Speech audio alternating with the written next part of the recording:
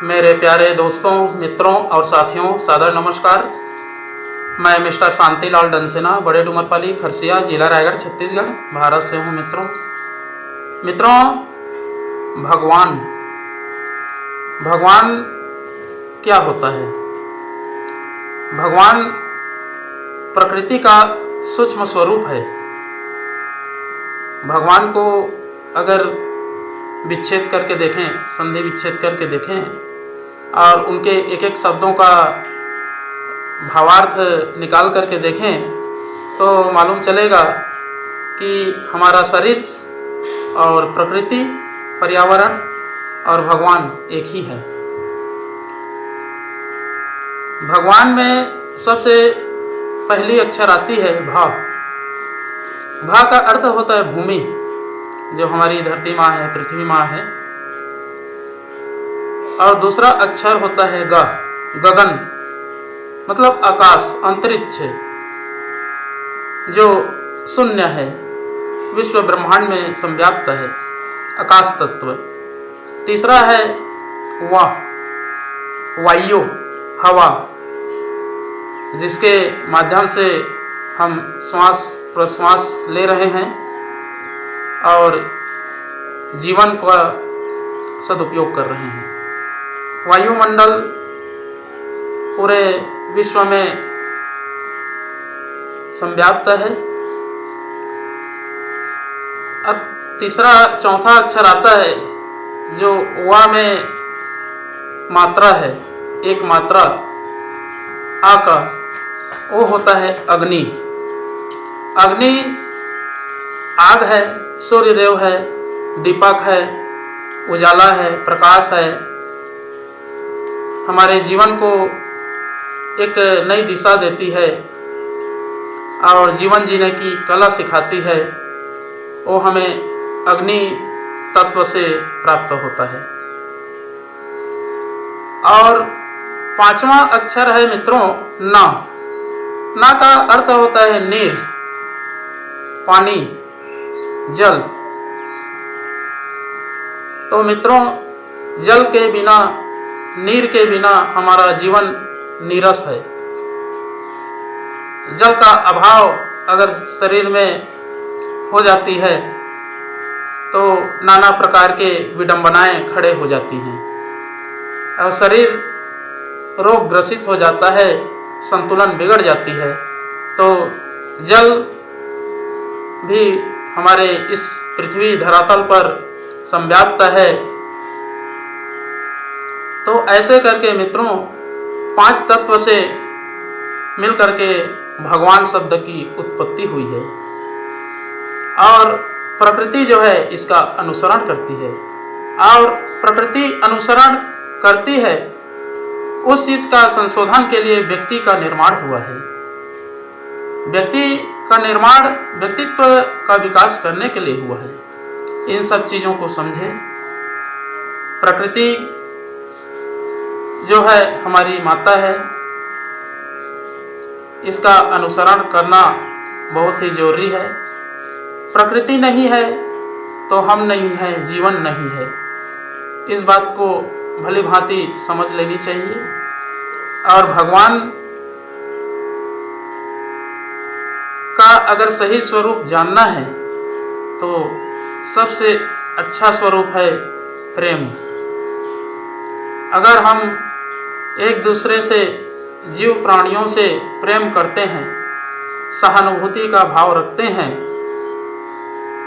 तो ईश्वर की प्राप्ति स्वतः हो जाती है। मित्रों, अगर ईश्वर और प्रेम को जानना है तो आत्मशक्ति का विकास करना पड़ता है, आत्मिक चिंतन करना पड़ता है, अध्यात्म का शरण लेना पड़ता है, धर्म के राह पर चलना पड़ता है। तब कहीं जाकर के ईश्वर की प्राप्ति होती है। और ईश्वर के साथ में जो प्रेम व्यवहार है वो फलीभूत होकर के दिखाई देती है, जो हमारे जीवन का महत्वपूर्ण अंग है। प्रेम हर प्राणी से हर वस्तुओं से बराबर होना चाहिए। अगर हम प्रेम की सौदा कम ज़्यादा से करते हैं तो मन में विकृति आती है, और अगर एक भाव से सभी चीज़ों से, सभी लोगों से, सभी जीव प्राणियों से प्रेम करें तो कोई मतभेद नहीं होता है। और इन सब चीज़ों का संतुलन करने के लिए सिर्फ और सिर्फ एक गायत्री महामंत्र ही है, जिसके संरक्षण में, जिसके सानिध्य में इन सब चीज़ों का संशोधन करने के लिए विवेक उत्पन्न होती है और धर्म मर्यादा का पालन करके अपने लक्ष्य को प्राप्त किया जा सकता है। तो मित्रों, एक बार गायत्री महामंत्र और एक बार महामृत्युंजय मंत्र का उच्चारण तो मेरे साथ साथ में करते ही बनता है। ओम भूर्भुवः स्वः तत्सवितुर्वरेण्यं भर्गो देवस्य धीमहि धियो यो नः प्रचोदयात्। उस प्राण स्वरूप, दुखनाशक, सुख स्वरूप, श्रेष्ठ, तेजस्वी, पापनाशक, देव स्वरूप परमात्मा को हम अपनी अंतरात्मा में धारण करें। वह परमात्मा हमारी बुद्धि को सत्मार्ग की ओर प्रेरित करे। ओम हौम जूम सह ओम भूर्भुवः स्वः ओम त्र्यंबकं यजामहे सुगंधिं पुष्टिवर्धनम् उर्वारुकमिव बन्धनान् मृत्युर्मुच्यमामृतात्। ओम स्वः भुवः भुः ओम सह जूम हौम ओम। मृत्युंजय महादेव त्राहि मां शरणागतं जन्म मृत्यु जरा व्याधि पीड़ितं कर्म बंधनाय।